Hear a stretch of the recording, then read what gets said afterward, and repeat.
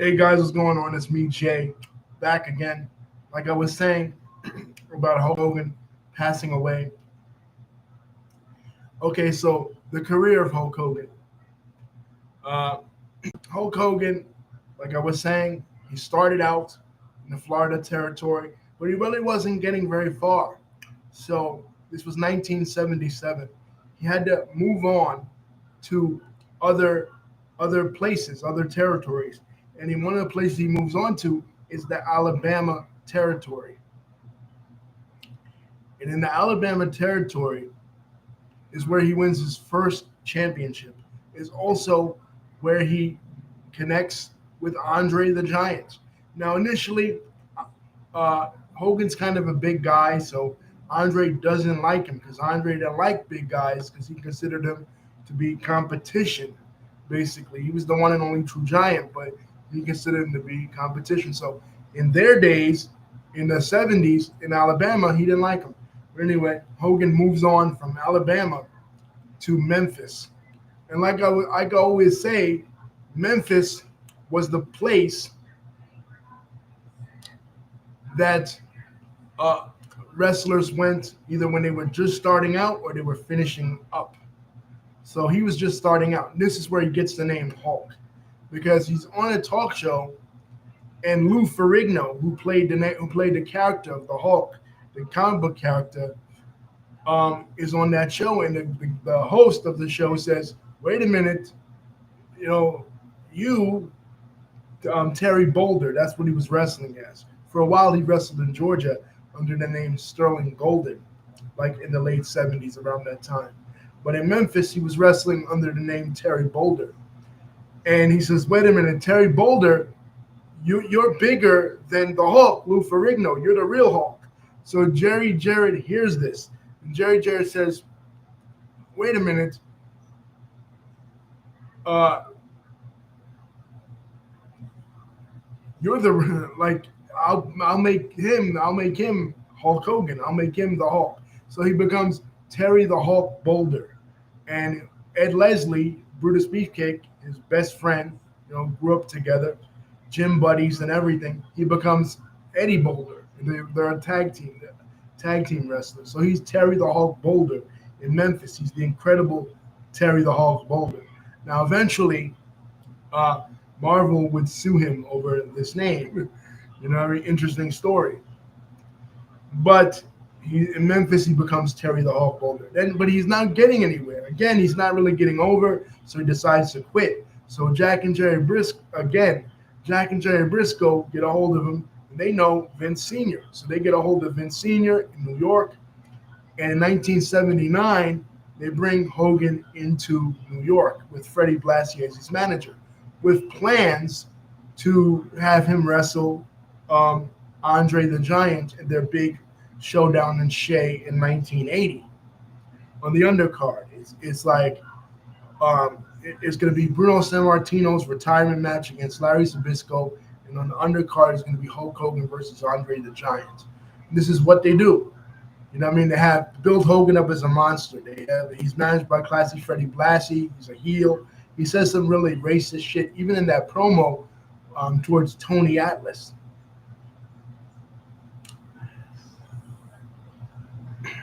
And like he calls him boy and shit. Like it's a heel promo, so it's whatever. But like, it still comes off as kind of crazy considering what we know about Hogan and the racist incident with Gawker, right? So they build him up like wrestling these smaller wrestlers, these jobbers, build him up as a giant, only to have him lose to Andre anyway. But they have plans for him. But around that time, he gets a call from Sylvester Stallone. Now, initially, he thinks this is a prank. You know what I mean? Sylvester Stallone, he's a big movie star in the 80s, right? What's he doing calling me?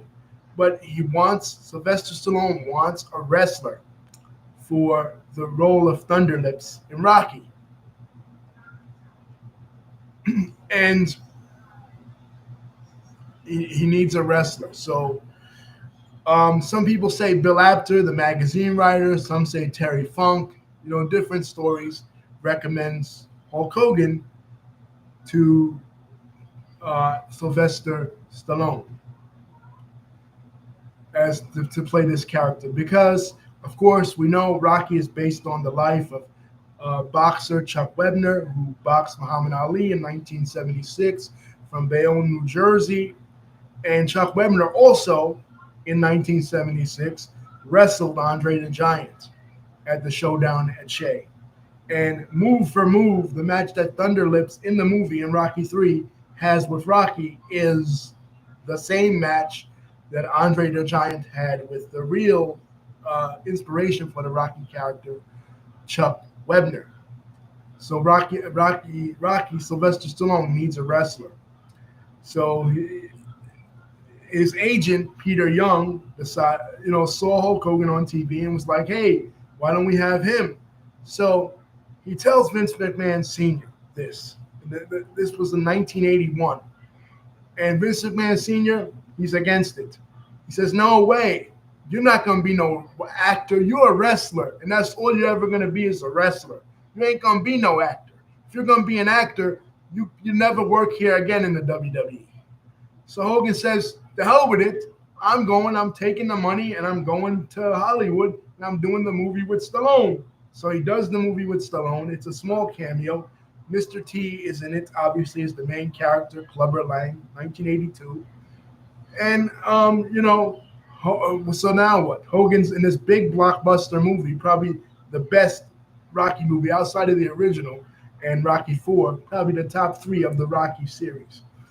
So whatever, it's blowing up. It's a huge hit. He doesn't care. So other promoters are calling him. And who else is calling him is Vern Gagne in Minnesota. And he comes down, he wrestles in Minnesota. Now they want to do the same thing in Minnesota that they did with him in New York. They want to bring him in as a heel, and instead of Classy Freddie Blassie as his manager, he'll have Johnny Valiant as his manager. And they introduce him in a cool sort of way, sort of like how Jerry Jarrett introduced him when he was the Hulk. But now he has a new name. He has Hulk Hogan. And the name Hogan comes from the fact when he was in the WWE and the first time from 1979 to 1981, the WWE at that time in the 60s and 70s, was predicated on ethnic wrestlers. You had Pedro Morales for the Puerto Ricans, Bruno Sammartino for the Italians, Ernie Ladd for the black people, Bobro Brazil was U.S. champion for the black audience, Ivan Putski for the Polish people, because this is the way New York is.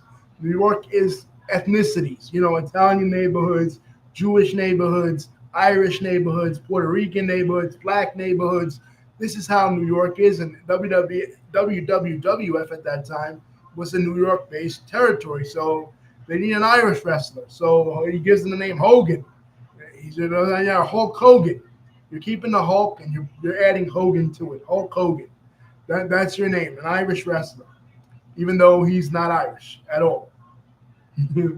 He's Italian and Panamanian and French.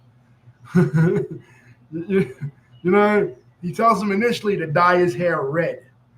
He tries it, but his hair almost falls out. So he says, "You know what? I'm going bald anyway, so I'll just keep my hair blonde and I'll be an Irish blonde wrestler." But again, he does the Rocky movie and he doesn't work out with WWE, so he leaves WWE and he goes to Minnesota in the AWA.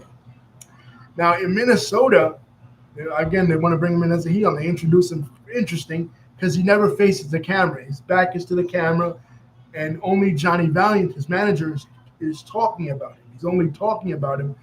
And before they introduce him from California and New York. Even though he's really from Florida, they introduce him as from California, Venice Beach, California, and New York. And it is here in AWA where the genesis of the Hulk Hogan character comes from. That's when he first starts to tear the T-shirt. He first starts to Hulk up because of the Rocky movie and because of the popularity of the Rocky movie. He's now a hero. They wanted to be a bad guy, but he's a hero, and he And fans are cheering him. Even though they want him to be a bad guy, the fans don't want him to be a bad guy. The fans want him to be a good guy.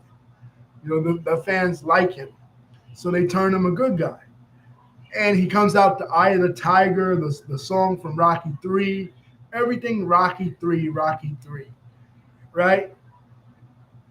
And finally, he's so popular in the AWA that people think he deserves a title shot. And he deserves the title. But there's two problems with that. One, Vern Gagne is a collegiate wrestler. Vern Gagne was a Greco-Roman wrestler in 1948 in the Olympics. He didn't get in the Olympics because the United States didn't practice Greco-Roman wrestling in the Olympics, but he's an Olympic wrestler. He respects real wrestlers. He doesn't respect entertainers like Hulk Hogan. He doesn't gonna put the title on. And another reason is because Hulk Hogan is wrestling in Japan. Hulk Hogan is huge in Japan. He becomes the first IWGP champion ever when he was wrestling Antonio Inoki, Ichiban, which means in Japanese number one. They love Hulk Hogan in Japan. Problem is, there's two promotions in Japan. There's All Japan Pro Wrestling and there's New Japan Pro Wrestling. And Vern Gagne, his boss in America, has a deal with All Japan, Giant Baba's organization, not New Japan, Antonio Inoki's organization. We have a video on Antonio Inoki when he passed away. So, Vern's not going to put the belt on him because Hogan works in Japan for a rival organization that he doesn't have a deal with.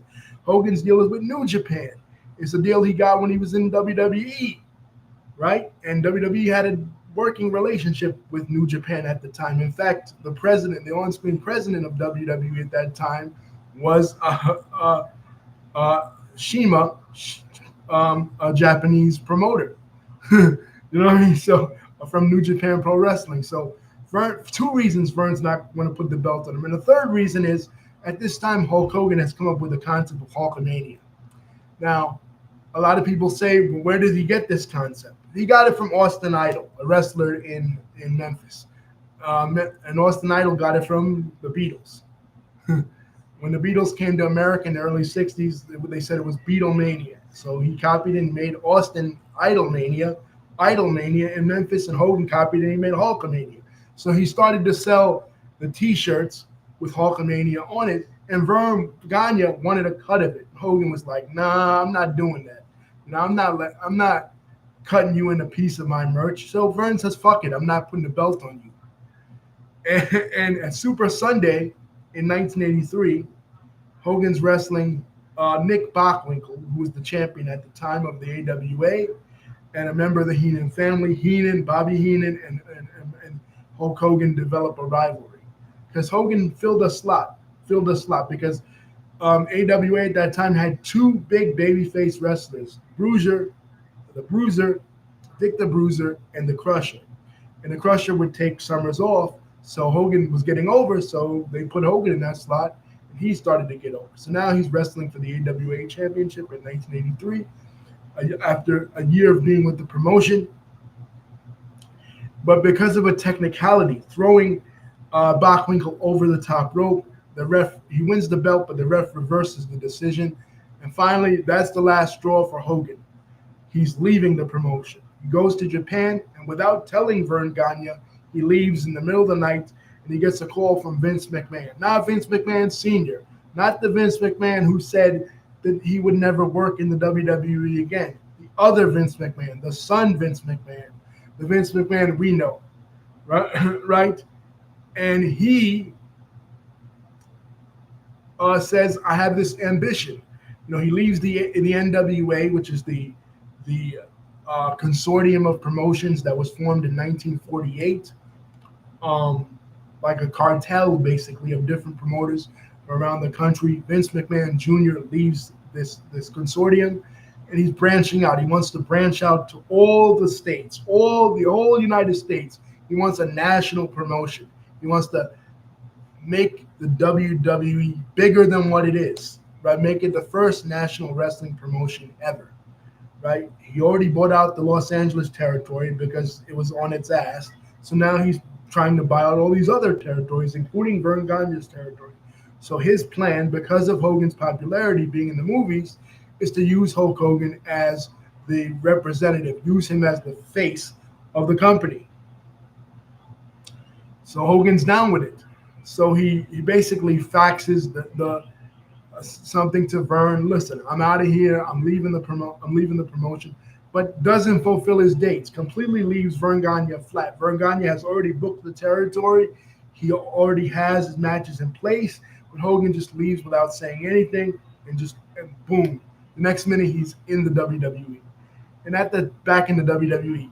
And at the time in 1984, Bob Backlund was the champion of the promotion. He'd been the champion of the promotion since 1978, but he loses to the Iranian, the Iron Sheik. We have a video on the Iron Sheik.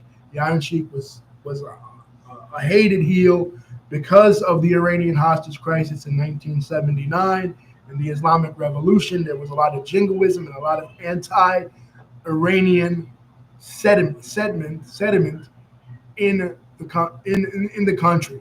So Hogan capitalized on that, and WWE capitalized on that. And Bob Backlund technically was in Iron Sheik's hold, the camel clutch, and never gave up. His manager, Arnold Scullin, threw in the towel. So now in kayfabe universe, there needs to be a corrective justice to take place. And another babyface needs to step into place. So Hogan comes back to WWE by saving Bob Backlund from the beatdown at the hands of the Wild Samoans. And Backlund gives his endorsements that Hogan has got rid of Classy Freddie Blassie because the last time WWE fans saw Hulk Hogan, he was with Classy Freddie Blassie, right? He was wrestling against Andre the Giant at Shea Stadium, right?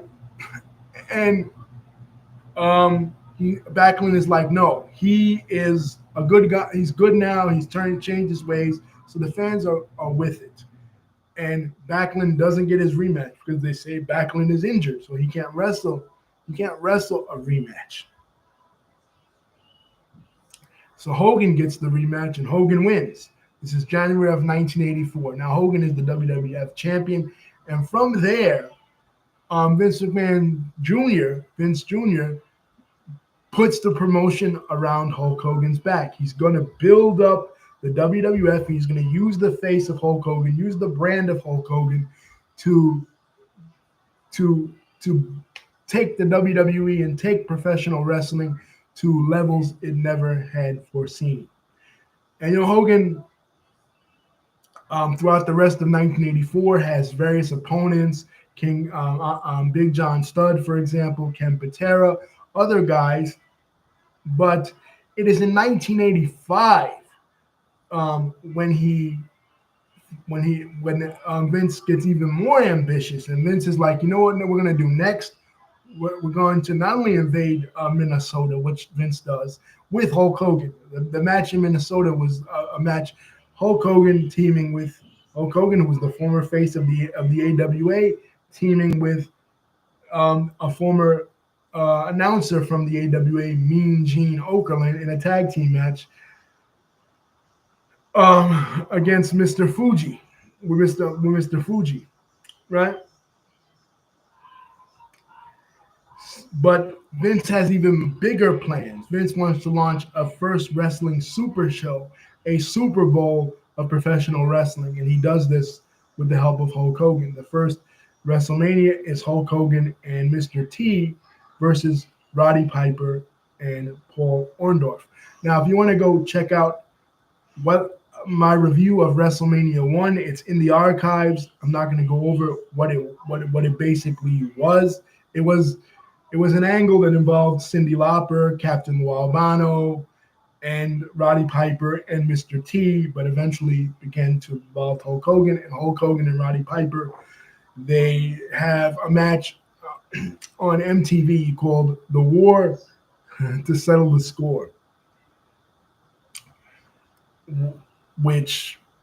and you would think that Roddy Piper was the racist one. You know what I mean? Because Roddy Piper was saying racist shit towards Mr. T throughout this whole angle. But You know, it ends in a tie, it ends in a draw, and they move on to WrestleMania. Now, WrestleMania 1 is a success, and through the rub of Mr. T, who was big at the time with the A Team and Rocky 3, Hulk Hogan gets noticed. He shows up at the Grammys with Cyndi Lauper. He chokes out Richard Belzer because he puts a chin lock on Richard Belzer. And what happened was, what really boosted the sales of WrestleMania 1 was that somebody got sick on Saturday Night Live, and Mr. T and Hulk Hogan had to fill in that weekend. And that was the same weekend that WrestleMania 1 aired, March 31st, 1985. So from there, he has a feud with, at WrestleMania 2, he has a feud with King Kong Bundy. King Kong Bundy, kayfabe, breaks his ribs. They have the first big blue cage match at WrestleMania 2. It was a 3 location event. Chicago, New York, and Los Angeles. And in the Los Angeles one, the last one, it was Hulk Hogan and King Kong Bundy at WrestleMania 2. It was the first time they had the big blue. They had to have it because Hogan's heavy, King Kong Bundy was heavy. But in 1987, that's when he has his biggest angle to date. Because Andre the Giant, who was just crossed over to, just had mainstream success in his own right. He was in The Princess Bride that year. And, a movie with Billy Crystal. And he, was kind of winding down because his giantism, his acromegalia, his condition was slowing him down. He didn't get the surgery, he didn't get the pituitary gland surgery. Because I don't know, it didn't exist at that time or what, what was the deal with that, but he didn't get it. But, he's kind of winding his career down. He was at WrestleMania 1, he wrestled Big John Studd, WrestleMania 2, the Battle Royal. We go over all the WrestleManias, in the archives. No need to rehash that. But Vince wants this big match, Hulk Hogan and Andre the Giant. Now they're telling fans on WWF TV that they've never wrestled, and they have. They wrestled in Alabama, they wrestled in New York in 1980. Hogan has body slammed Andre the Giant before and everything, but they're telling the people that this hasn't happened. They're telling the people that Andre never lost a wrestling match in 15 years. They're really hyping it up. And one of the ways they hype it up was an episode of Piper's Pit, where the storyline began where Hogan was the champ for 3 years. And they bring out a trophy, one for Andre for being undefeated for 15 years, and one for Hogan for being the champion for 3 years. And they rehash when Hogan first won the title, Andre poured champagne on him, celebrating with Hogan's parents and everything. Like, they make it like they're on-screen buddies.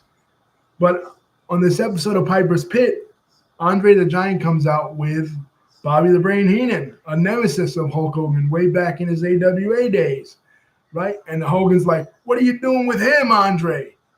You came out here with him, but you don't have to leave with him. We're friends, Andre, please. We're friends. And Andre goes, I challenge you to a WrestleMania, to a match at WrestleMania, to a championship match at the WrestleMania. Andre's French accent. And he tears the crucifix off of Hogan, causing him to bleed.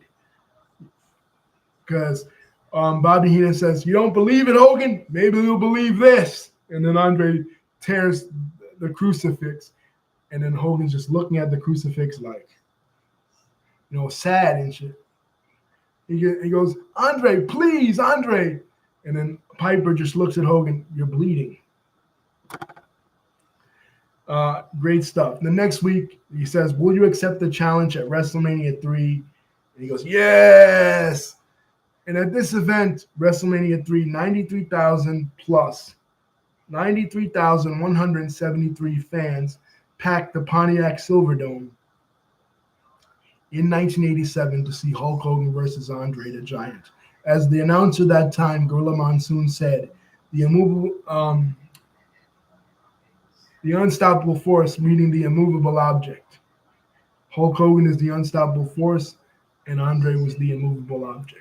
But Hogan does it. He body slams Andre the Giant. He defeats Andre the Giant, the biggest star of the 70s, facing the biggest star of the 1980s. It was a huge event, and it was really Andre's last hurrah. Now, contrary to what Hogan says, he didn't die a couple of days later. They wrestled each other the next year at WrestleMania 4. But it was a huge event. So huge that the WWE decided to do it again in 1988 on the main event show. And this match in the main event show in 1988 holds the record for the most watched wrestling event ever, ever. Like the Attitude Era didn't surpass it. Nothing surpassed um, Hulk Hogan versus Andre the Giant rematch. And they do an angle where Ted DiBiase, who had previously come to the promotion as the $1 Million Man, offers to buy the WWF Championship from Hulk Hogan. Hogan says no. So he then recruits the services of Bobby Heenan and Andre the Giant to do it for him, to win the championship for him, and to sell it to him. And Andre does it by doing a twin referee angle. The angle was supposed to be that $1 Million Man, Ted DiBiase, used his money to have Dave Hebner, the referee of that match, have a face transplant onto another person. And that person would look exactly like Dave Hebner, but it would be the wrong referee. Obviously, that wasn't the case. Dave and Earl Hebner were twins. It's just Earl Hebner was working in Jim Crockett Promotions and Dave was working in WWE. But Earl comes to work in WWE at this time, and he cost Hulk Hogan the title. So after 4 years, in 1988, Hogan drops the championship to Andre the Giant. And Andre sells it to Ted DiBiase. But the president of the WWF at that time, Jack Tunney, he's like, no, you can't do that. You can't buy the WWF Championship. What the hell? So they held it up for a tournament, and Macho Man wins it. But in this tournament match, Hulk Hogan wrestles Andre the Giant, and they both get doubly disqualified. This was WrestleMania 4 at Trump Plaza. Right, the first of 2 WrestleManias that they would hold in Atlantic City, New Jersey. So Hogan and Andre both are out of the tournament, but Hogan helps Macho Man Randy Savage. Now, previous to this, Macho Man Randy Savage and Hulk Hogan had formed an alliance because Macho Man was being jumped by the Honky Tonk Man and the Hart Foundation and was being beaten up. So his manager, Elizabeth, goes to the back and she recruits Hulk Hogan. Hulk Hogan comes out. He saves Macho Man. Him and Macho Man do the handshake. And once again, you know, they form an alliance, and they're the mega powers. Macho Man is the badness, and Hulk Hogan is the mania. The badness and the mania, right? So all throughout 1988, they're a tag team. They wrestle Ted DiBiase and Andre the Giant at the first SummerSlam in 1988 in Madison Square Garden. And they wrestle, the second Survivor Series. They're the sole survivors of that. The Mega Power is on fire throughout 1988, which is crazy because Macho Man is the champion. But I always felt like Macho Man's reign was overshadowed by the presence of Hogan, because we all knew that Hogan was going to get it back, right? A year later. And the way they do this angle, they build it up for a year because they're tag team partners, right? Again, Hogan and Macho Man formed this alliance. But Macho Man has a manager named Miss Elizabeth, who was Randy Savage's real wife. We didn't know it at the time, and the idea comes that little seeds would be planted that would indicate that Hulk Hogan was kind of in love or infatuated with Miss Elizabeth. Or as Macho Man eloquently put it, Hogan, you had lust in your eyes for Elizabeth. Oh, yeah, you had lust in your eyes for Elizabeth. Look what you said about Elizabeth on the Brother Love show. You said that you loved Elizabeth. You said that you wanted to be with Elizabeth. And I was out there wrestling Hakeem and the Big Boss Man. I didn't need your help, but you were out there grandstanding and hot dogging. You had to be the man. You just had to be the man. And because Macho Man starts to get jealous. He starts to, in kayfabe, in storyline, starts to get jealous of Hogan because he feels like Hogan is trying to hit on Miss Elizabeth, right? So, in an episode of Saturday Night's Main Event, the one referenced in that interview, it's Hulk Hogan and Macho Man versus the Big Boss Man. And Akeem,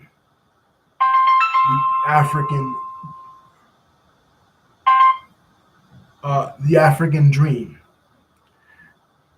George Gray, formerly the One Man Gang. So they're out there. They're out there wrestling, and Miss Elizabeth gets knocked down off the apron. She's knocked out. So Hogan takes her to the back. He cuddles her. He cradles her in his arms. He's taking her to the back, and Macho Man wins the match. But after the match, Macho Man is so pissed that Hogan rather care about Elizabeth than care about the tag team match. So when they're in the medical facility, Macho Man hits Hogan with the belt, and you hear Miss Elizabeth in the background screaming, "Oh, Randy, no, no, no!" R.I.P. to them all. R.I.P. to the Big Boss Man. R.I.P. to Hogan. R.I.P. to the Macho Man. R.I.P. to Miss Elizabeth. They're all gone now, guys. But and this sets the stage for WrestleMania 5. WrestleMania returning to the Trump Plaza in New Jersey, Atlantic City, New Jersey, where the mega powers will explode.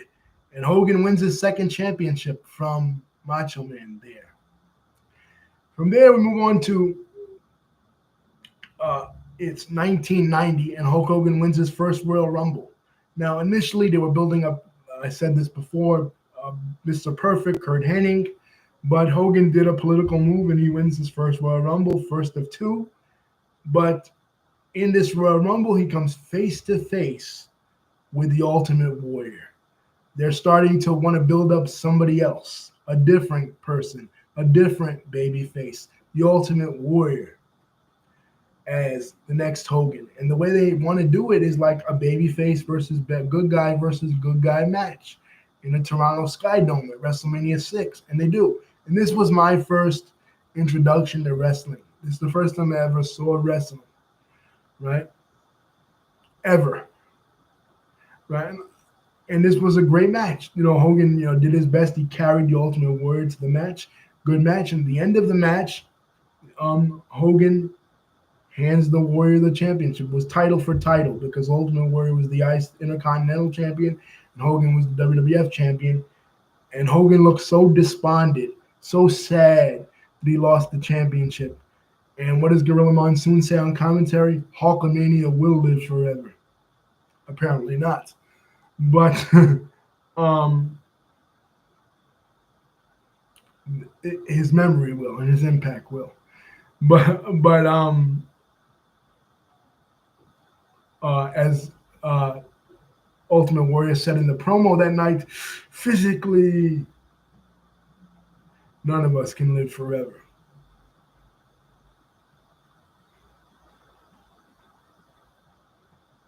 And he was right. RIP to the Warrior as well. But Hogan from there in 1990, on the episode of the Brother Love Show, which was a talk show type thing, he gets attacked by Earthquake. Earthquake squashes him, breaks his ribs. And WWE does a thing where they're having all the fans write in that they wish the Hulkster well. And this match against Earthquake, Hulk Hogan versus Earthquake, was the first wrestling match that I ever saw in person, right, with my mom and my stepdad going to see Hulk Hogan versus Earthquake. Now, I fell asleep before the main event because whatever the semi-main was, I think it was Jake Roberts or whatever, was kind of boring. But I remember seeing Hogan when he won Earthquake. And they carried us to SummerSlam 1990, where Hogan overshadows the champion, the Ultimate Warrior, and he main events SummerSlam 1990. Now, in 1991, Hogan wins his second Royal Rumble ever. But he also, is in the running for the WWF Championship at this time again at WrestleMania 7. Now, the idea, WrestleMania 6 is a success. So the idea is that they're going to do in the Los Angeles Coliseum, like a big Coliseum show, to try and top WrestleMania 3. 93,000, they're going to go for 100,000. But unfortunately, it doesn't happen for a variety of reasons. One reason has to do with Hulk Hogan himself. And that reason is during this time, there are investigations going on by the government that the WWE is distributing steroids. And on an episode of the Arsenio Hall show, Arsenio Hall, who's a huge wrestling fan, outright asked Hulk Hogan the question, do you ever use steroids? He lied and said no. Right? That was the first lie he ever told, at least, publicly that we knew about. And that was determined that wasn't true. Later on, when they brought it to trial years later, it was found out that he had used steroids when he was with the WWE and even before. He claimed that he did not. Another reason is because the Gulf War is going on at this time. Saddam Hussein has just invaded Kuwait, and President Bush responded by having the coalition led by the United States and the United Nations go in and save the Kuwaitis from Saddam's invasion. And the WWE decides to capitalize on this and turn Sergeant Slaughter, who just came back from AWA, which had just closed that year, to turn him heel, to turn him to a bad guy, to turn him into an Iraqi sympathizer. Basically, he was going to go on TV. He was going to have the curly toe boots that the Middle Eastern wrestlers usually have. He's going to say that he loves Saddam, that he hopes Saddam wins the Gulf War. And many people feel like this is in poor taste, using a real-life war for a wrestling storyline. And it kind of sucks. And the match sucks, too, because Hulk Hogan and Sergeant Slaughter don't have chemistry. They use blood and everything, but it doesn't go over well. But Hogan does win his third WWE Championship. Now, by the rest of 1991, he's feuding with Sergeant Slaughter, Adnan and Sheik, which is Adnan Al-Kaisi, and Colonel Mustafa, which is the Iron Sheik.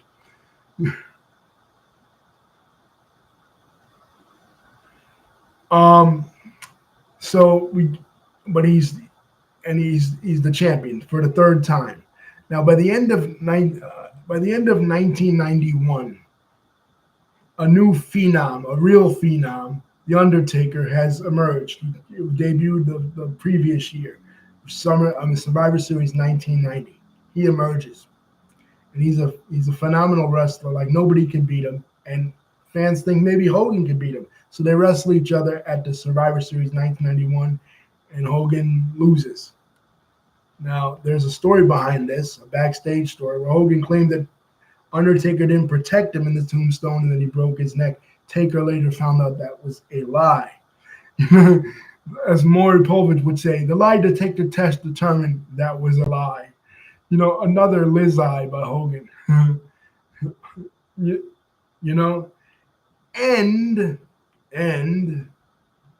But he's no longer the champion.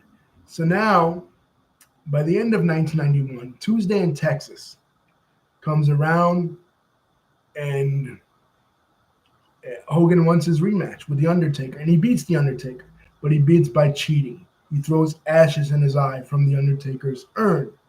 And the president of this time, Jack Tunney, is like, wait a minute, this is cheating. Hogan is the champion for the fourth time, but he's stripped of the belt. So they put the title up for grabs at the Royal Rumble. And the winner of the Royal Rumble will go on to will go on to be the WWF champion. And Ric Flair wins this. And everybody thinks Ric Flair and Hulk Hogan are going to wrestle each other because during the 1980s, this is 1992 now, during the 1980s, Hulk Hogan was the guy for the WWF, and Ric Flair was the guy for Jim Crockett Promotions / NWA, right? But now Ric Flair's, because of disputes with WCW/NWA, Ric Flair is in the WWF. So everybody thinks, okay, that's going to be the match. That's the dream match that all the magazines hyped up, the main guy from one promotion versus the main guy from another promotion. That doesn't happen. You know what I mean? Vince McMahon does the match, but the match doesn't do well in various territories throughout his area, the Northeast, including Madison Square Garden. So Vince just scraps it, and Hogan wrestles Sid.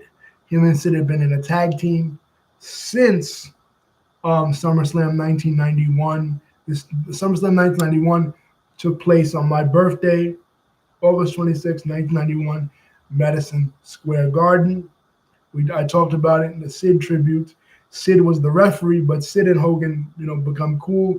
Sid is Sid Justice. He's a baby face. Him and Hogan are a team. But since the Royal Rumble, since Hogan eliminated Sid, there's been the sanction among them, and finally Sid turns on him, and that's the match at WrestleMania 8 in 1992 at the Hoosier Dome in Indianapolis, Indiana, and it's Hogan and Sid. But there is a sit-down interview with Vince McMahon because Hogan is thinking about retiring because the steroid thing is getting out of control. The government is really coming down on the WWF at this time. They need Hogan, who's the face of the promotion, who has been the face of the promotion for years.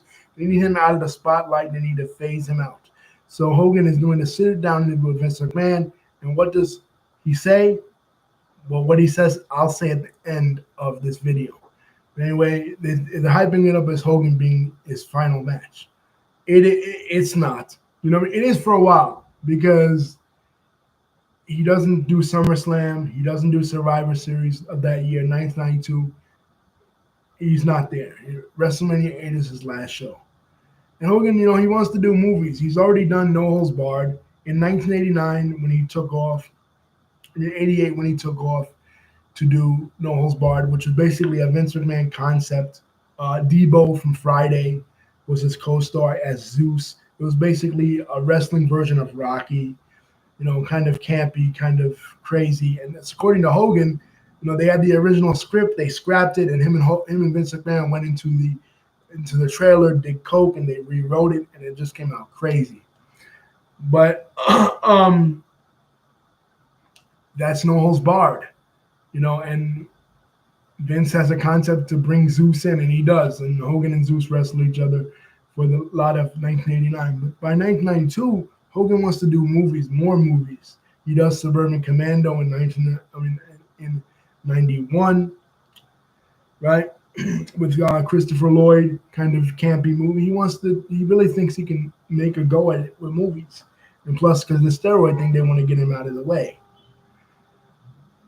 So for that time, he just takes off. He does the movie Mr. Nanny for a while, kind of funny film.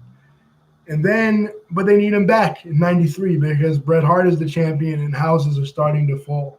So they need him back. So they devise a storyline where Money Incorporated, Ted DiBiase, and his tag team partner IRS injure his friend, Brutus the Barber Beefcake, Ed Leslie, his former brother, Dizzy Hogan, Eddie Boulder, right?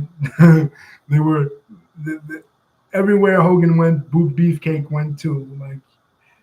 Kevin Nash and Scott Hall, Shawn Michaels and Triple H, Arn Anderson and Ric Flair, and Hulk Hogan and Brutus Beefcake. Famous wrestling friends. But so this prompts, storyline-wise, Hogan to come back in 1993, and this is the only twice, I think once or twice, Hogan appears on the early episodes of Raw to accept Money Inc.'s challenge. And at WrestleMania 9 in Las Vegas, Hulk Hogan will be in a tag team match. Him teaming with Brutus the Barber Beefcake, who he's teamed with before, who he teamed with in 1989 to take on Savage and Zeus. He'll be teaming with him again to take on Money Inc. for the tag championships. Now, because Caesar's Palace, they already paid for the show. They don't want a show without Hulk Hogan. Hulk Hogan is still the face of wrestling to many people by this time in 1993. So they figure, okay, we'll get Hogan in somehow. And he injures his eye. Some people say that Macho Man punched him out. They had a real life fight because Macho Man divorced his wife, Miss Elizabeth, and blamed it on Hogan. Other people say Hogan said it was a jet ski accident.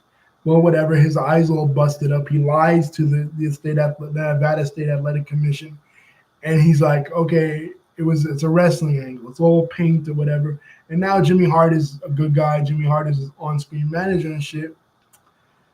And Hogan, Hogan and Beefcake lose by disqualification, but they get a hold of DiBiase's briefcase, and they start handing out money to people.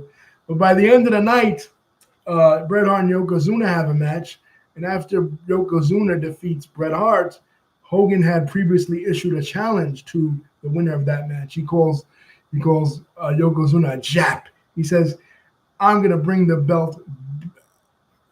I'm going to make sure the belt stays in the United States," because the idea is that Yokozuna is going to take the title, the WF title, back to Japan. Well, here's the funny part. After the Bret Hart match, Mr. Fuji, who's Yoko's manager, comes out and says, "Hulk Hogan, I issue you a challenge, to face my Yokozuna in a match." And Bret Hart, who has salt in his eyes, like, go for it.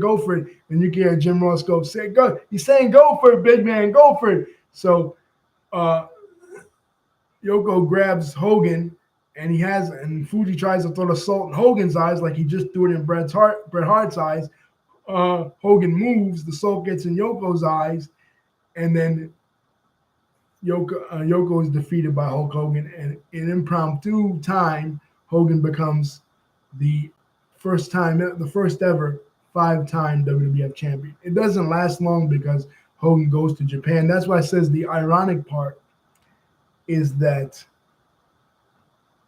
he's saying that he's going to stop Yokozuna from taking the WWF title to Japan, but Hogan took the WWF title to Japan. He's the WWF champion, and he took the belt to Japan to wrestle in Japan. And he's like, "Oh, the WWF title's a toy or whatever," and he got into some heat for that. But,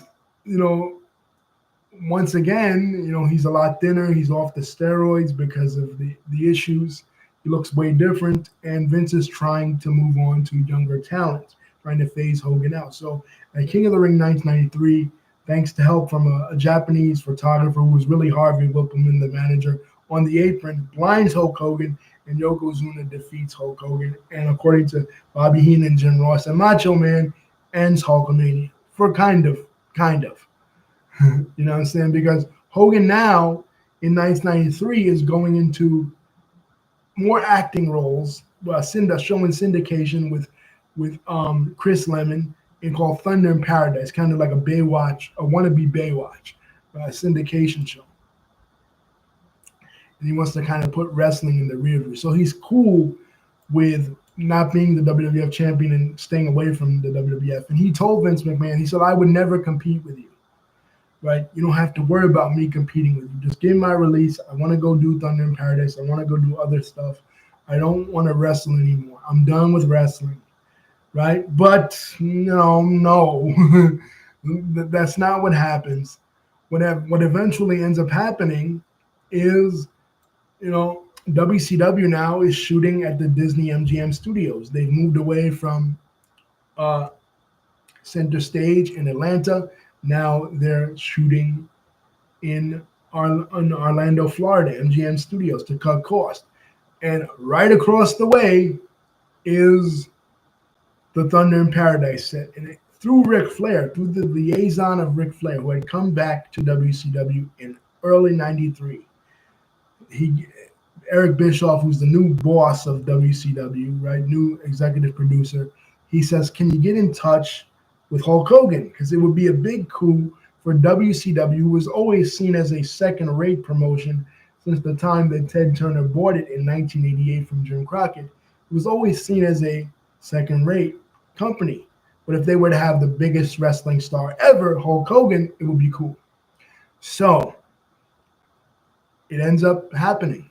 Hulk Hogan in 1994, during the steroid trial, no less, when the federal government subpoenaed Hulk Hogan as a witness against Vince McMahon, he signs with World Championship Wrestling. He signs with Vince's rivals.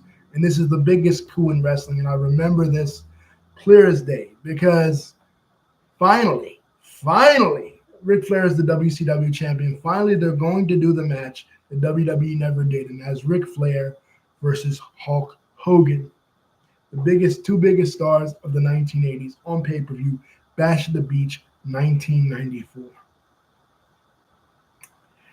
And it goes off like gangbusters. Shaq is there. Mr. T is there. The eyes of the world are on WCW to see what they do with Hulk Hogan, to see what Hulk Hogan can do in a new promotion. Now, obviously, you can't use Real American anymore, which was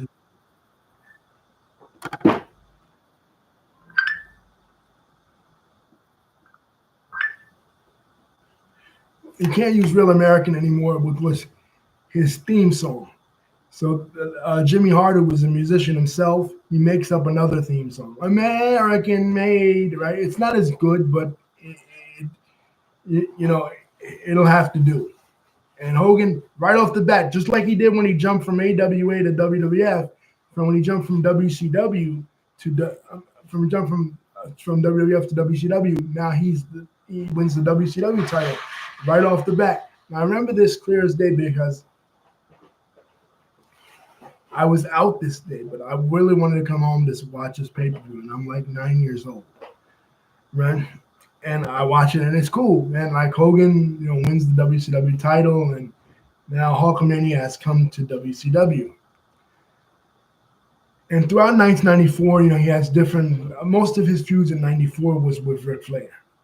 Most of the matches he had was Ric Flair. You know what I mean? Like he had a rematch at Clash of Champions, and then another match, a cage match that's a retirement with a retirement stipulation that the loser has to retire in October of 1994. And then at Starrcade, he wrestles his first Starrcade against the Butcher, Brutus Beefcake. But this is notable not for the match itself, which sucked. Because they did this whole storyline where Hogan was attacked from behind. Nancy Kerrigan and Tanya Harding were in the news. So Hogan was attacked from behind with a lead pipe by a masked man. And it's just corny, like really corny shit. And, the match sucked. But this is notable not for that, but for the debut of the Macho Man. The Macho Man has left the WWF and come to WCW as well through the connection of Hulk Hogan. He says on WCW Saturday Night, before that, he goes, I will either slap Hulk Hogan in the face or I will shake his hand. Inevitably, he shakes his hand. And, that brings an end to 1994. Now, when Hogan first got into WCW, the one person they wanted to see him wrestle, one of the people they wanted to see him wrestle was Vader, somebody that he never wrestled. And Vader caused all kinds of havoc and all kinds of mayhem for the baby faces in WCW before Hogan got there. Sting, Cactus Jack, a bunch of wrestlers, like breaking wrestlers back. And Hogan was actually legitimately scared that Vader would do something like that to him. He doesn't. But they wrestle each other at Super Brawl 5. And this is notable because Hogan no-sells Vader's finisher, effectively killing Vader. But him and Vader, they have matches all throughout 1995, culminating in a cage match at Bash at the Beach, 1995. And Dennis Rodman, this is the first time that Dennis Rodman comes out with Hogan. Dennis Rodman was with the San Antonio Spurs at this time. And, that's the blow off the cage match. From there, that was in July. So from August onward, Hogan starts to have feuds with the Dungeon of Doom, Kevin Sullivan's group that he put together. That has Kamala, that has Earthquake / it's called the Shark now. He was formerly called Avalanche, right? This spooky faction, and Ed Leslie as the Zodiac. King Curtis Iokea as the Master. Sullivan, my son. It's really hokey shit. Like they have an actual dungeon. Like at the Clash of Champions, Hogan is in a dungeon, and he wakes up from a sleep. He goes, "Wait a minute, this is not hot. There's no Hulkamaniacs here." Like, it's really hokey shit, but this is what they have. He has his first War Games, him and Macho Man and Luger. Him, Macho Man, Luger, and Sting taking on members of the Dungeon of Doom, you know, and then the Giant. Now, the Giant, Paul White, is somebody that at a charity basketball game organized by the Partridge Family's Danny Bonaducci, he has this big guy, Paul White, right? And then Hogan sees this guy. Hogan's like, wait a minute, this guy could be a wrestler. So they bring him in as the son of Andre the Giant. Now, this is 2 years after the real Andre the Giant passed away. But they bring him in an angle, and at the end of the War Games match, even though Hogan's team wins, he kayfabe breaks his neck, and they have a match at Halloween Havoc 1995 in Detroit. And it's a two attractions. One is the wrestling match itself for the WCW title. The other is a monster truck match. And during the monster truck match, they have a skirmish, and the Giant and Hogan are wrestling. And on the roof of Cobo Hall, the Giant falls off the roof of Cobo Hall. I remember watching this, and I'm like, oh, shit, the Giant just died. But, he didn't. He was alive. He came back 5 minutes later, and he beat Hulk Hogan for the title by disqualification. This is funny because everybody remembers this because the Yeti came out, a big mummy played by Ron Reese, and you can hear. And a Yeti is a abominable snowman. It's not a mommy, but you can hear Tony Schiavone on commentary. It's the Yeti, and Hogan is the Dark Hogan because Kevin Sullivan, the Taskmaster, attacked him, shaved his mustache, so he figured he had to reach into his dark element and pull out something special and become the Dark Hogan. Part of this is because when Hogan first came into WCW, he was a WWF guy. He was the WWF guy, and there had always been a war between the two promotions. And fans down south that were WCW devotees didn't like him. He represented everything they hated about the WWF style of professional wrestling. So,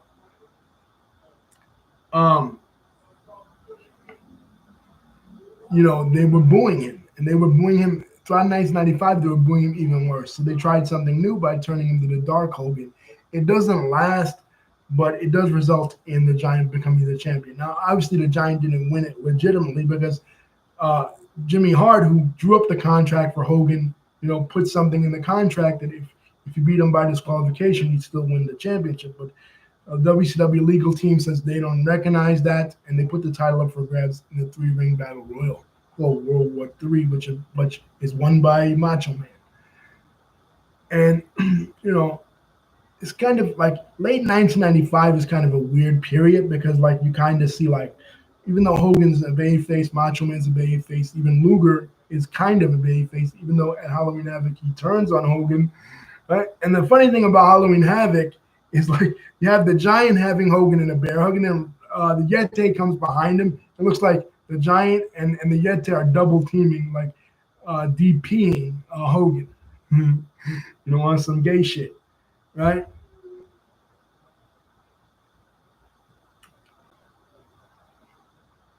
But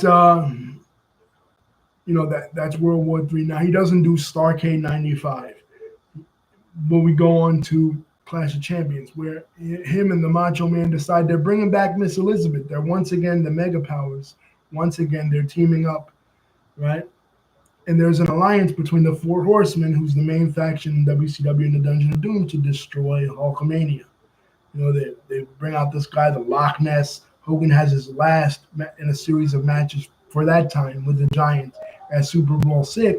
And the alliance to destroy Hogan is a combination of the Horsemen and the Dungeon of Doom. And this results in one of the worst matches in the history of wrestling, the Tower of Doom match at Uncensored 1996. They bring back Zeus. He's now, after the success of Friday, he has more of a bigger following because of Friday. Now he's Z Gangsta. And they bring another wrestler called The Final Solution, where they have to change his name because references to the Holocaust. We talk about it in the 96 year in review video.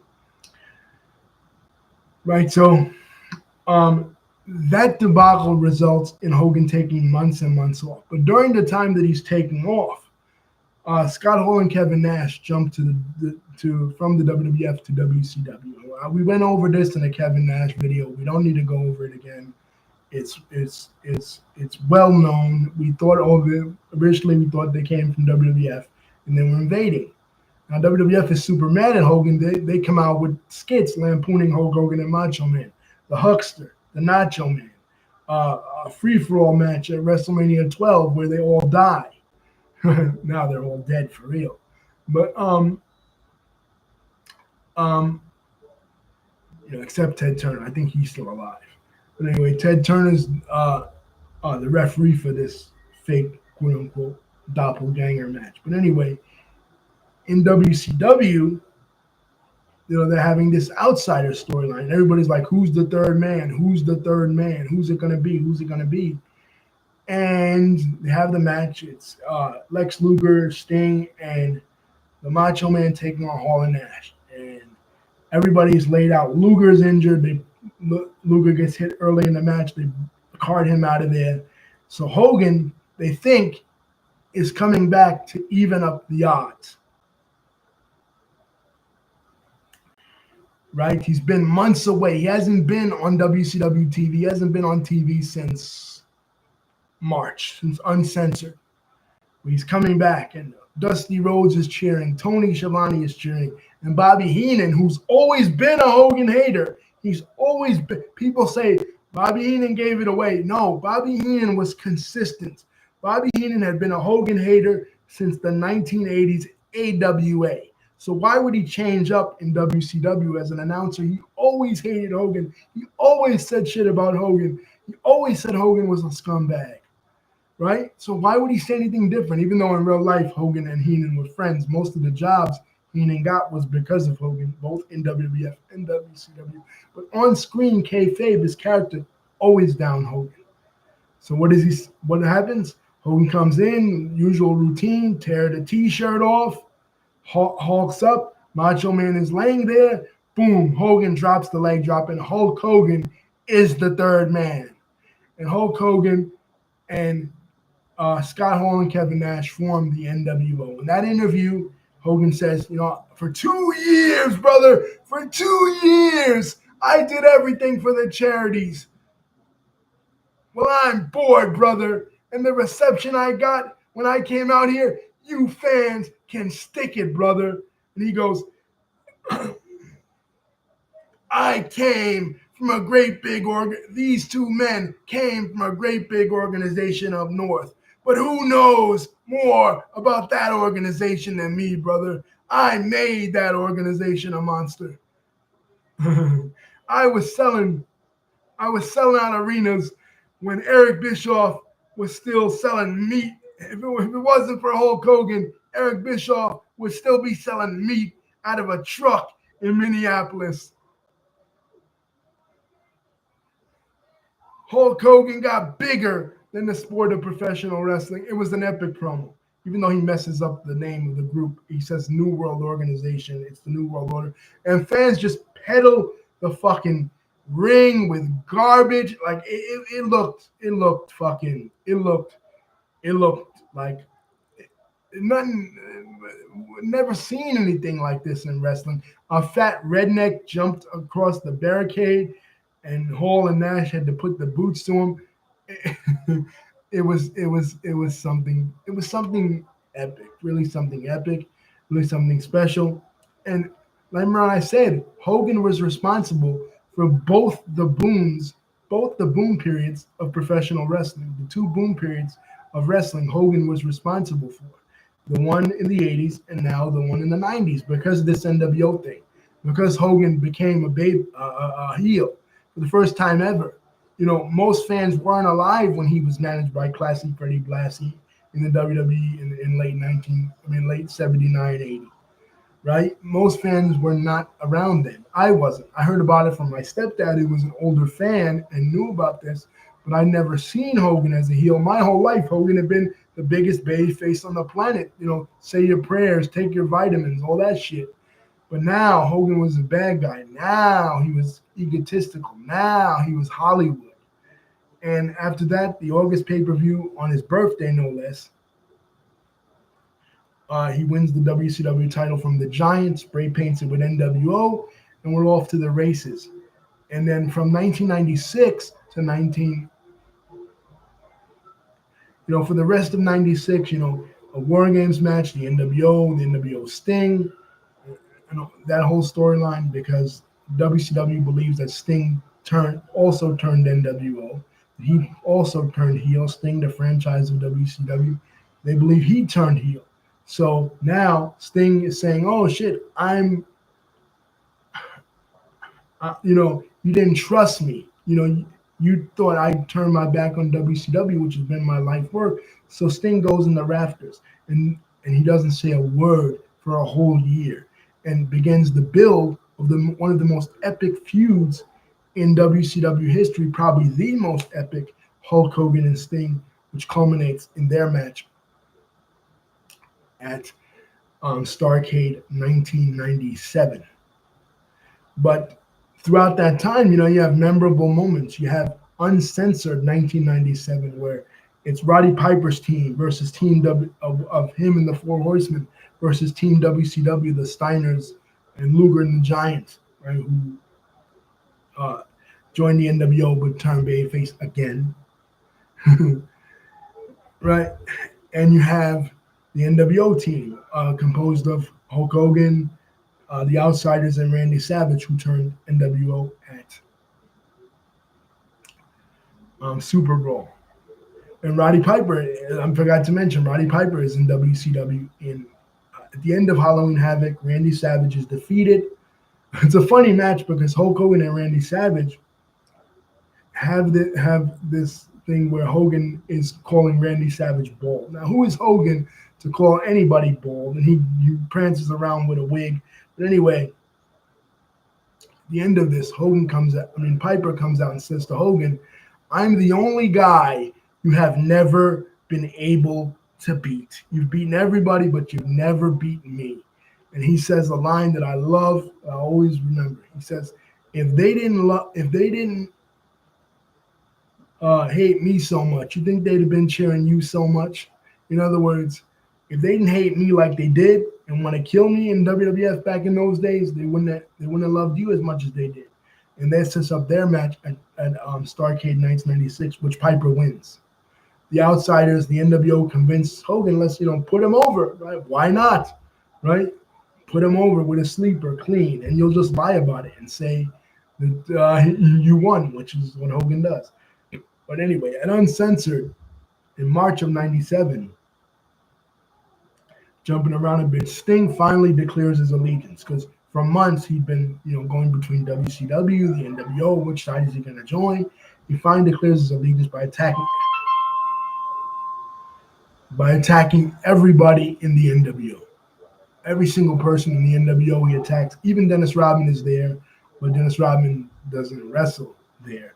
But later on in the year, Dennis Rodman does wrestle. It's Dennis Rodman and Hulk Hogan teaming up to take on the Giant and Lex Luger. Right? So the big-time celebrity coming in, teaming with Hulk Hogan once again in WCW this time. But it's another chapter to set up Hogan and Sting. And the Hogan and Sting match, while not an epic match, was a great epic build and the best pay-per-view business that WCW ever did, with Hogan as a heel, on fire. Now Hogan, loses, but he kind of wins, because the whole storyline was that Nick Patrick was supposed to do a fast count, and then Bret Hart, who had just jumped from WWF, was supposed to come in, punch Nick Patrick, and then reverse the decision. He does do that, but Nick Patrick's count is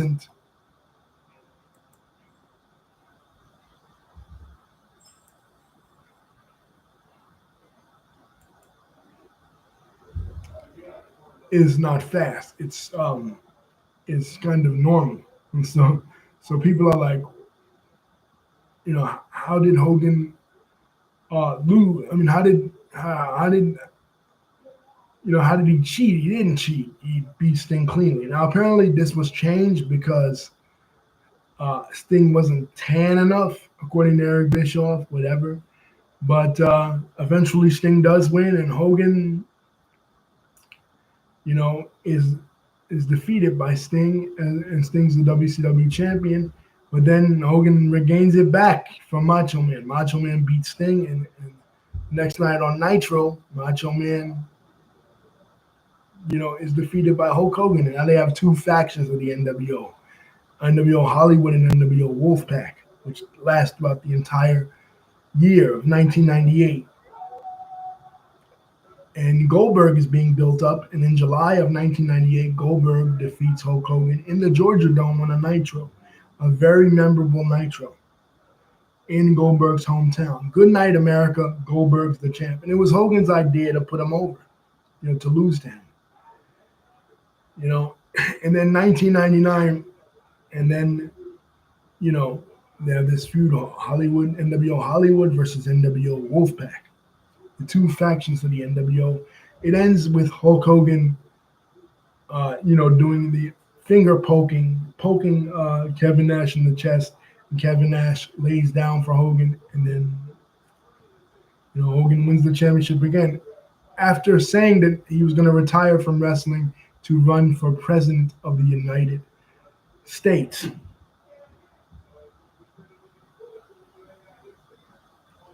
Which was a fake out. It was all to get the attention away from Jesse Ventura, who had just become the governor of Minnesota during that year.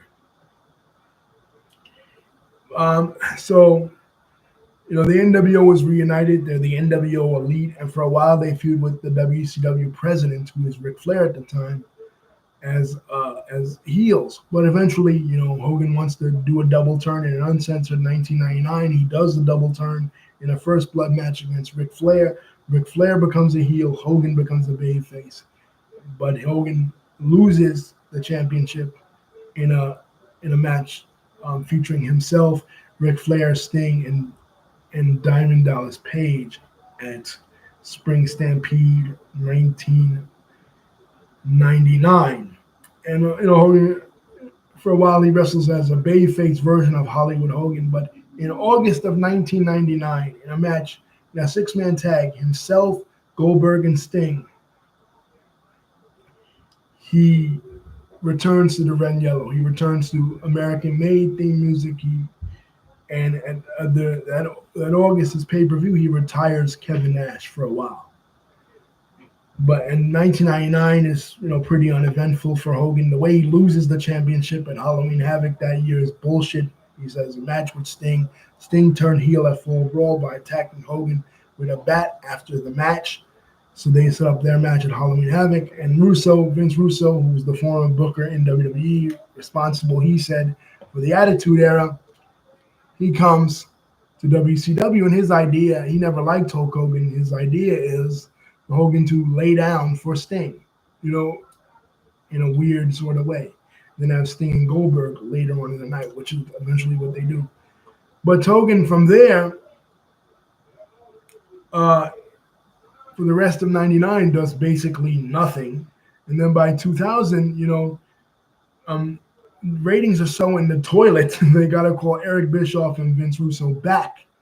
And they do the Millionaires Club and the Millionaires Club and the New Blood storyline, where Eric Bischoff and Vince Russo are leading the heels, the new guys, the younger wrestlers against the older wrestlers like Hogan. And Hogan, each wrestler is paired with each older veteran is paired with a new younger talent. So Ric Flair is paired with Shane Douglas,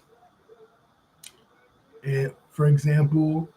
But Hulk Hogan is paired with Kidman. And this all comes from a comment that Hogan made on a radio show that a guy like Kidman couldn't draw flies at a flea market. You know, so they're like, okay, put Billy Kidman with Hogan. And Billy Kidman actually beats Hulk Hogan during this feud in the year 2000. And this sucks. You know what I mean? Like, this is horrible. He's Terry Bollea. You know, he's using his real name during this. And this is like, you know, fuck Hulk Hogan type shit that they're doing. But WCW closes its doors in 2001. And people are wondering, well, what's Hogan going to do next? What's he going to do? And but for a while, Jimmy Hart and Brian Knobs, they're friends, so they start a promotion.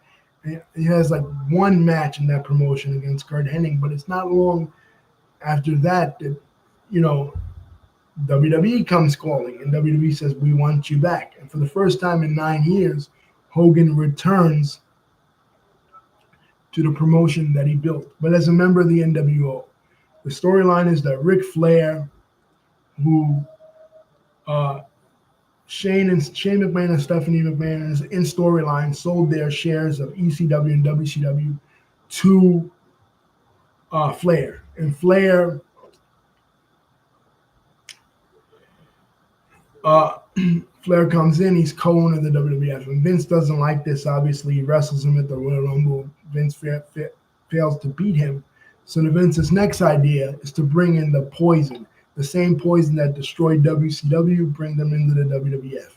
And his idea is bringing the NWO, Hogan, Hall, and Nash. And they come in, no way out. They have confrontations with Stone Cold, confrontations with The Rock. Now, initially, Hogan and the NWO interfere in Stone Cold Steve Austin's match against Chris Jericho, costing Stone Cold Steve Austin the match. And initially, it was going to be Stone Cold Steve Austin versus Hulk Hogan, the biggest star of yesteryear versus the biggest star of this era. That falls through because of disputes that they had in WCW. Hogan had so much political power in WCW in 1995 that he held Austin back, and Austin didn't like him. So now that Austin is a big star, he doesn't want to work with Hogan. So they switch it to The Rock. And in reality, that becomes more and more epic. And that episode of Raw in Chicago, where it's The Rock and Hogan comes out and he says, "I never wanted to leave the WWF. I wanted to stay in the WWF for the rest of my career, but you fans made me leave the company that I built." And there's no other bigger star in the world of professional wrestling than me. And The Rock comes out. He says, "You say that the people turned on you. No, they believed in you. Damn it, The Rock believed in you." But it was years after years of you ripping your T-shirt off, of you saying the same exact thing. Say your prayers, take your vitamins. You know what the people did? They went to the bathroom and they took one big hulk of crap every time you opened your mouth. You talk about main eventing, headlining, WrestleMania after WrestleMania. How would you like to headline one more WrestleMania with The Rock? And the fans just go crazy. And now they bring in Hogan. Again, this is like in AWA when they want him to be a bad guy, but the fans didn't want that. They bring in Hogan as a bad guy, as a member of the NWO, but really, in reality, fans want to see the red and yellow. They want to see the old Hulk Hogan. This is the WWF. This is not WCW. This is not the Southern Territories where Hogan, was booed out of the building. This is the WWF. This is the house that Hogan built. So they start to cheer. And in Toronto, they cheer him even more because Toronto had always been Hogan's town. In 1986, he main evented against Paul Orndorff, and they drew record numbers. So it was the same thing here with The Rock. Same thing in 1990 against the Warrior. The same exact building where Warrior took on Hogan. Now The Rock is taking on Hogan. Icon versus Icon. WrestleMania 18, 2002. Hogan loses, and the NWO gets mad because Hogan doesn't want to interfere, and they don't interfere. And Hogan loses, and they come out later and they beat up Hogan and The Rock fight off Scott Hall and Kevin Nash. And now Hogan's out of the NWO. So this is basically, he got kicked out of the group where he was once the leader. But he turns back to the red and yellow, and he has an amazing year. So amazing was his comeback that the next month he defeats Triple H for the undisputed WWF championship. And he becomes the last WWF champion because after the backlash in 2002, the company, because of the lawsuit with World Wildlife Fund, becomes the WWE. So technically, Hogan, as the undisputed champion, was the last WWF champion. He loses to The Undertaker, a little while later, and his 2002 run ends with him being defeated by WWE and being completely and utterly destroyed by WWE's new sensation, Brock Lesnar. Now, Hogan wanted a feud with Brock Lesnar. It was supposed to be ending in Madison Square Garden with himself and Brock Lesnar, um, wrestling each other. But that doesn't happen. Hogan takes some time off, and for a while he has talks with TNA, a new wrestling promotion started by Jeff Jarrett. Now, him and Jeff Jarrett have a past because at Bash at the Beach 2000, Russo tries to do it again. He tries to do the exact same thing that he did at Halloween Havoc 1999. In 2000, we have Jarrett come out and lay down, and Hogan cuts a shoe promo. What is this bullshit? He walks out, and then Russo comes out and says, "You'll never see that piece of shit Hulk Hogan. He's trying to hold other younger wrestlers back, such as Booker T." And Hogan sues Russo for this. They actually go to a real court of law over a fucking wrestling angle. So Jarrett and Hogan are well acquainted. So by the time 2003 rolls around, there's talks of bringing Hogan into TNA. And they shoot an angle where Hogan's doing an interview and Jeff Jarrett smashes the guitar over Hogan's head. And they think it's going to be Jeff Jarrett versus Hulk Hogan in TNA. But WWE comes calling again. And storyline-wise, Stephanie McMahon, the general manager of SmackDown, brings Hogan back in. And it's Hogan versus Vince McMahon at WrestleMania 19 in 2003. And if Hogan loses, he has to leave wrestling forever. He wins, and it's a great match. I love WrestleMania 19. We talk about it in the WrestleMania review series. I say it's the second best WrestleMania behind WrestleMania 17. And he's there for a while, but they have this idea for him that, it's an old wrestling trick. Dusty Rhodes did it in Florida, where a wrestler would lose a loser leaves town match or a career-ending match, and he'll come back in a mask, and everybody will pretend that it's not him, even though they know it is him. Junkyard Dog did this in '82 when he was the Stagger Lee against Ted DiBiase. So Hogan's doing it as Mr. America, and like the funny skits, they do a lie detector test. They say, "Vince McMahon, you're a nasty you're a pervert. Vince McMahon, you're a sick pervert, a sick freak," and obviously Vince is now, given that what we know about Vince. You know what I mean? But and then bring Roddy Piper back. He comes back in the match at WrestleMania 19, attacks Hogan. He's with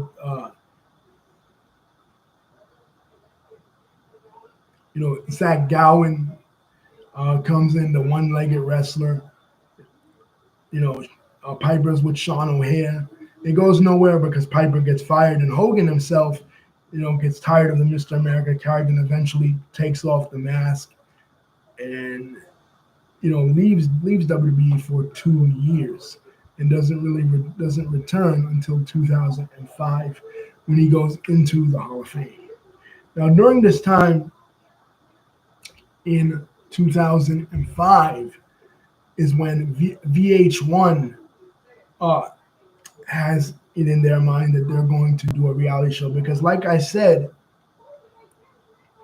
I think I mentioned this in the Ozzy Osbourne video. Ozzy Osbourne, he wasn't people are saying Ozzy Osbourne was the first reality show. No, he wasn't. The Real World had been out before that, since the early 90s. And another show in the 70s, Love American Style. That was really the first reality show. But Ozzy was the first reality show where an aging celebrity could reinvigorate his or her career through a reality show centered around them and their family. So this was so successful with the Osbournes that and MTV that VH1 decides to do it with Hogan, and they launch a reality show called Hogan Knows Best. And this is when we're introduced to Nick Hogan, his son, Brooke Hogan, his daughter, and Linda, his wife. And it's about the trials and tribulations, the ups and downs of fatherhood for Hulk Hogan, especially as his daughter, gets into dating, the dating years and stuff. We start to see that. But during this time, Vince McMahon comes calling again, says, "Hey, Monster," that's what he called Hogan.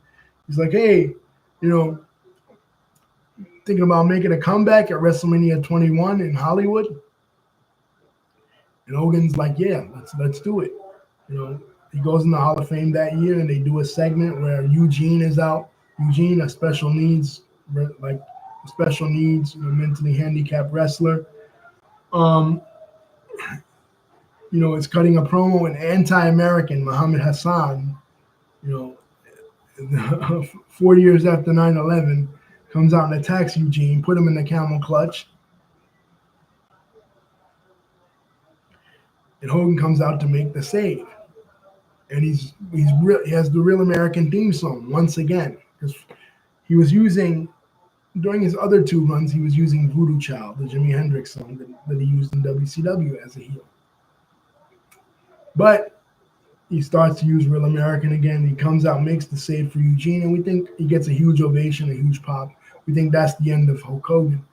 But Shawn Michaels comes calling, and they're having a promo, Shawn Michaels and Muhammad Hassan, and he says, pick a partner, take on Muhammad Hassan and Daivari, his tag team partner. And Shawn Michaels picks Hulk Hogan. And Hulk Hogan and Shawn Michaels team up, and they team up for the whole summer. They even, they even wrestle for the WWF Tag Team Championships, right? It's weird to see two guys from two distinct eras of WWE history being together in Shawn Michaels and Hulk Hogan, but it happens. But we know with Shawn Michaels, and this is when they have an epic six-man tag team match with Cena, and you see John Cena posing, and Hulk Hogan posing, and Shawn Michaels posing, and Jim Ross says an epic line. He says, "This is why you love the business, why you've been a fan all your life." Because he's telling Jonathan Coachman, who's a heel announcer, "Enjoy it, Coach. This is why you love the business, why you've been a fan all your life." And Hogan and Shawn Michaels are teaming together, but people know that this can't last long. Like, this is going to not end well, and it doesn't. Hogan gets super kicked by Shawn Michaels, setting up their match at SummerSlam 2005 with one another. And it's supposed to be, they're supposed to trade wins, but Hogan says, fuck that, and he just goes over. And Shawn Michaels embarrasses him by selling silly. It's one of the most notorious matches ever in WWE history. Go back and look at that. Hogan had an impressive record at SummerSlam, so it's so weird that he passes away. We're so close to SummerSlam. He had an amazing record at SummerSlam.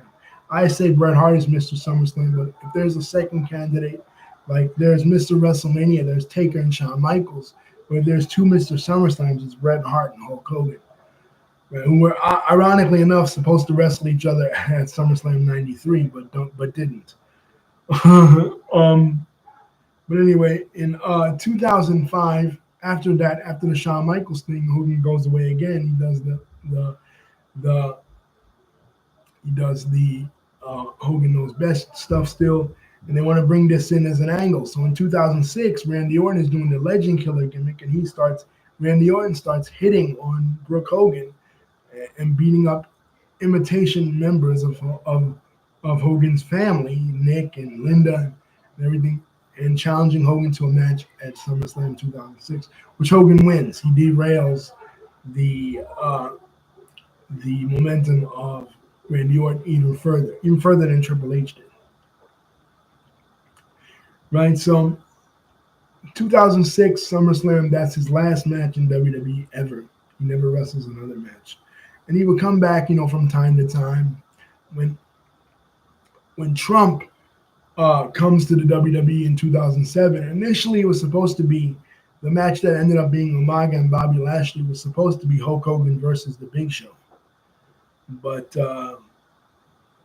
that fell through. Hogan was on the outs with WWE. He doesn't actually come back until the 15th anniversary of Raw, where he saves Hornswoggle from the Great Khali.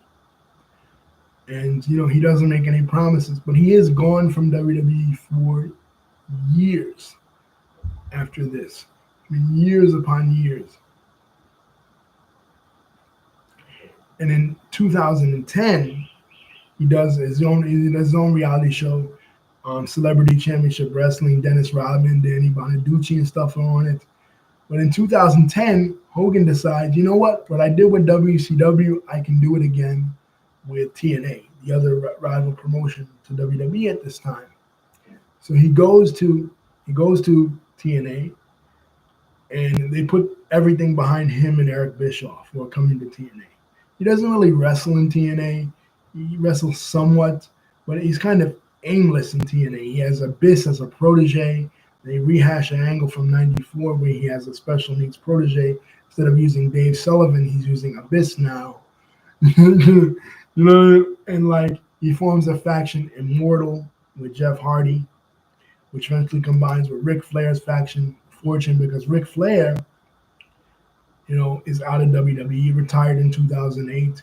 He does something in 2009 in WrestleMania 25, but Hogan was supposed to appear at WrestleMania 25 also. There were rumors of him and Cena, rumors of him and Jericho, but he had back surgery at that time, so he doesn't.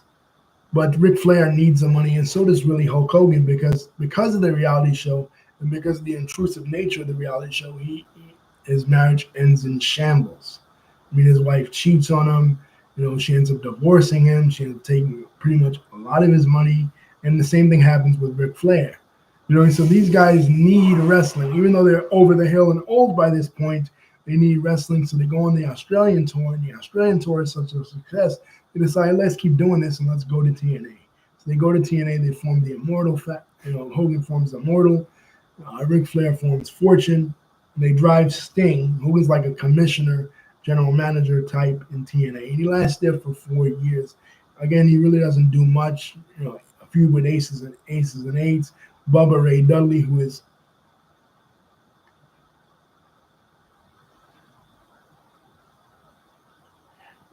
in TNA as a main event player, actually kayfabe marries Brooke Hogan. In forms of NWO type faction.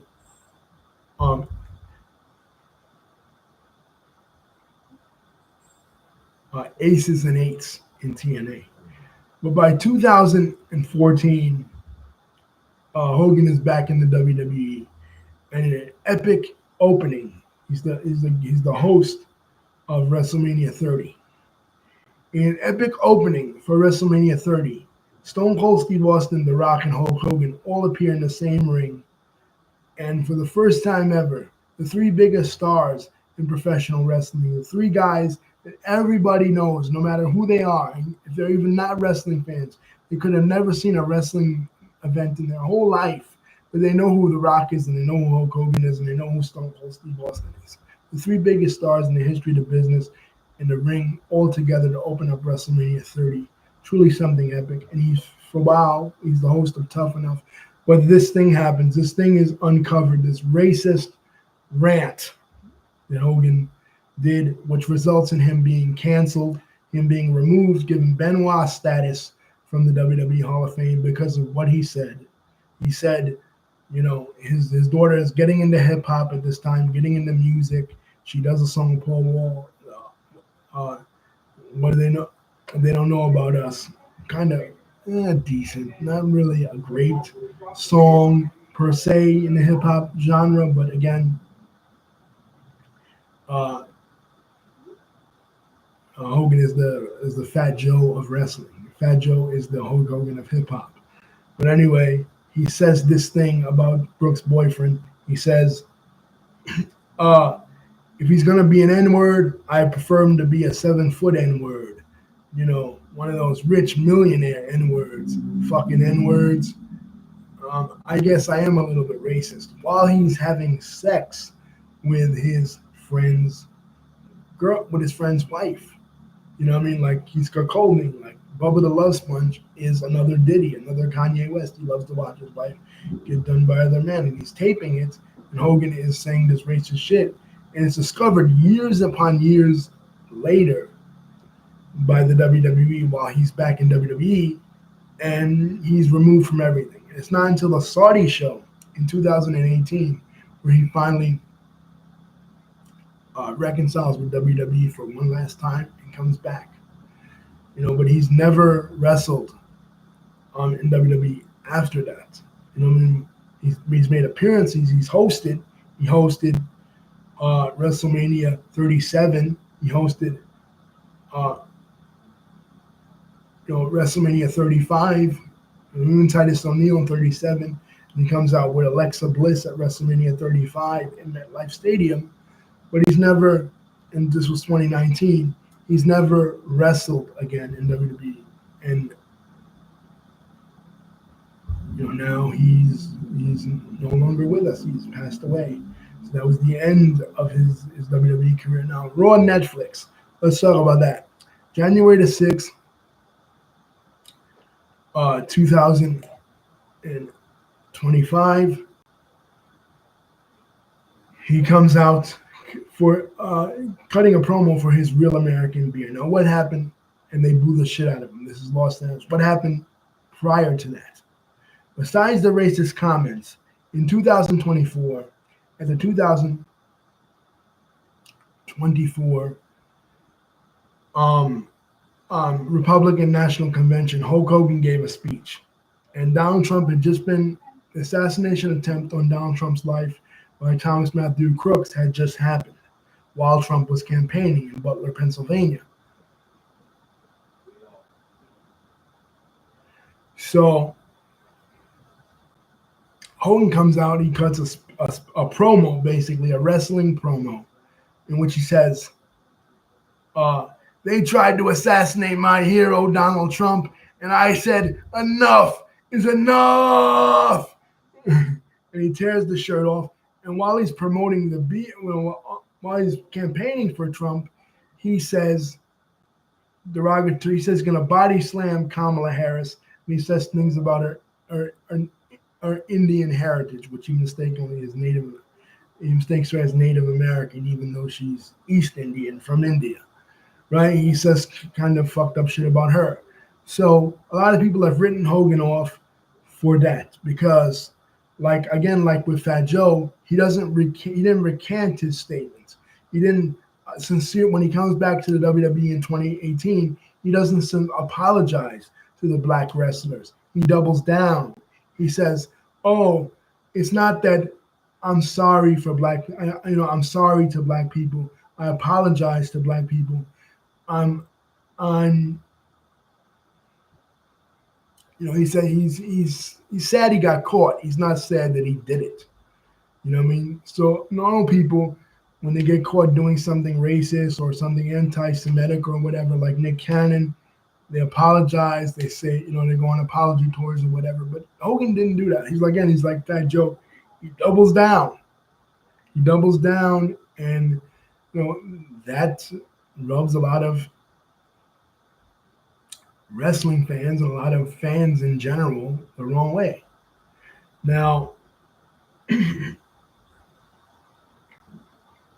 lot of wrestlers the wrong way. Even though he's back in WWE, it's like, okay, you didn't really apologize now, did you? And now you're campaigning for Donald Trump, who many consider to be a racist, who started his campaign saying Mexicans are vile rapists, and killers and all gang members. You know what I mean? Like, of course, people are going to think you're racist now. You know what I mean? Plus, with the things you said that you never really apologized for, never a sincere apology anyway. You went around telling people that, when you were growing up in the 60s, they said it in Tampa, hey, N-word, N-word. No, they didn't, Hogan. Like, that's a total lie, right? But, he campaigns for Trump, and he has the Real American Beer, and they remove the black girl as the spokesmodel for the Real American Beer and put a bunch of bleach blonde white girls in there. So, of course, people are going to think that you're racist. Why wouldn't they? You know what I'm saying? Like, you never apologized, right? You just doubled down on your statements. You apologized for getting caught with kids' hammers, but you didn't apologize for saying the thing you said or doing the thing you did. You know what I mean? So that's the controversy behind Hogan. That's the reason why you'll see mixed reactions. A lot of wrestling fans, they grew up with Hogan. They love Hulk Hogan. And they grew up with Hulkamania. They grew up with the NWO, which is now only one living member of the original NWO alive. Scott Hall has passed away in 2022, and now Hogan has passed away. And it's controversial for that reason. You know what I mean? For that reason, and him campaigning for Trump, him being Trump's right-hand man right before he died, you know what I mean, has caused a lot of controversy. Appearing at the Madison Square Garden rally where um, uh, the guy, Tony Hinchcliffe, calls Puerto Rico trash. You know what I mean? That many people compare it to the 1939 rally in Madison Square Garden. Hogan appeared at that rally. Hogan did the Hogan thing at that rally. So MAGA Hogan will be the last image of Hogan that people remember, unfortunately. You know, and all these other career achievements, starting two wrestling booms, being the most popular wrestler of the modern era, you know, selling out arenas, taking WCW, WWE, and AEW to new heights. They'll remember for lying about being in Metallica, lying about Andre the Giant dying. He became a Christian because of his wife Sky a couple of years ago. So he is baptized, you know, and he accepted the Lord in his heart. But people will always remember this bad stuff, especially the last stuff he did, aligning himself with Trump. You know what I mean? Like being so closely associated with Trump, which is why they booed him out of the building on Raw Netflix. You know what I mean? So it's a mixed bag with him. But one thing I'll say, Hulk Hogan, rest in peace. And thank you for the memories. And thank you for Hulkamania. Love you guys. Peace.